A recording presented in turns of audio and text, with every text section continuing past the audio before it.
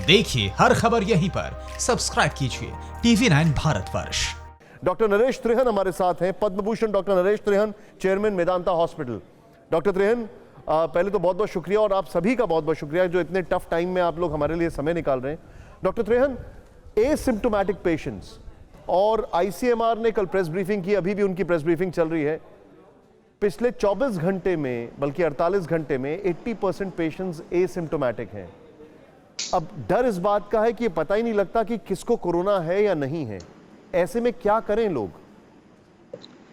ये सही बात है कि ये वर्ल्ड में ही यही चैलेंज रहा है कि एसिम्प्टोमेटिक जो पेशेंट्स हैं who may be corona positive, वो इन्फेक्टिव भी हैं और उनका पता भी नहीं लगता। इसीलिए ये प्रॉब्लम फैला इसीलिए है क्योंकि अगर जो ये ऑब्वियस हो जाए कि किसी को खांसी जुकाम है तो उससे तो दूर रहेंगे आप, उसको क्वारंटीन करोगे या जो भी कुछ करोगे, तो ये खतरनाक मामला इसलिए है। तो ये टेस्टिंग से पता लगता है, इसीलिए हम बार बार यही बात आ रही है कि जितना हम टेस्टिंग करेंगे सोसाइटी में, कम्युनिटी में, उतना ही पता लगेगा कि किस हद तक ये फैली है बीमारी।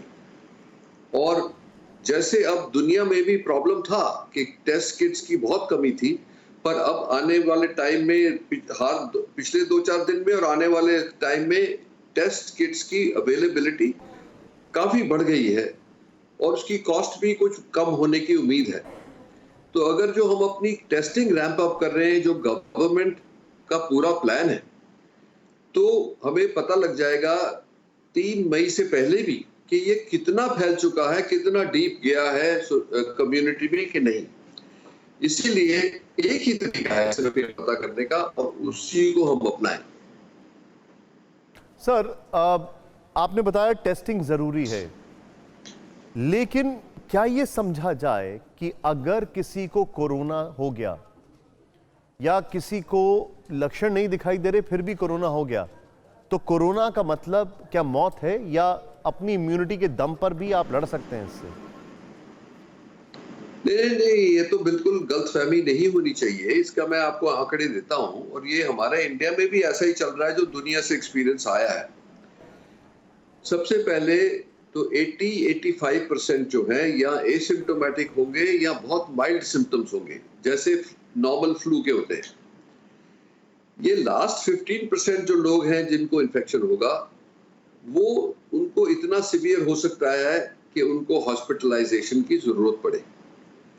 उसमें से भी मेजॉरिटी के लोग हैं वो अप्रोप्रिएट ट्रीटमेंट के बाद वो 3-4 इंटेंसिव केयर यूनिट पे जाना पड़ेगा। ये हमारा एक्सपीरियंस इंडिया में अभी तक ऐसा ही है। वो फिर से एटलीस्ट रिकवर हो जाएगी। अगर जो आप देखोगे इसका दिन आंकड़ा आ रहा है सीवियर केसेस, तो मोर्टेलिटी या डेथ रेट जो है वो 3% तब कैलकुलेट कर रहे हैं जब हमें यही नहीं पता कि कितनी फैल चुका है, और हम सिर्फ सीरियस से केसेस को जो हमारे सामने आ रहे हैं उन्हीं को ट्रीट कर रहे हैं। तो होपफुली ये जो डेथ रेट आएगा वो 2% के करीब ही होगा, जिससे और भी फ्लूज ऐसे हैं। पर इसका भयंकर काम क्या है, ये फैलता बहुत जल्दी है। ये सार्स जो पहले हुआ था उसके जितना डेडली नहीं है, पर ये इन्फेक्टिव बहुत ज्यादा है। तो जैसे हम बोल रहे हैं, अपने आप को बचाओ, डिस्टेंसिंग और मास्किंग करो, और क्लोज कांटेक्ट कभी से कोई टाइम ज्यादा मत निकालो। तो वही एक तरीका है कि आप इससे बच सकते हैं।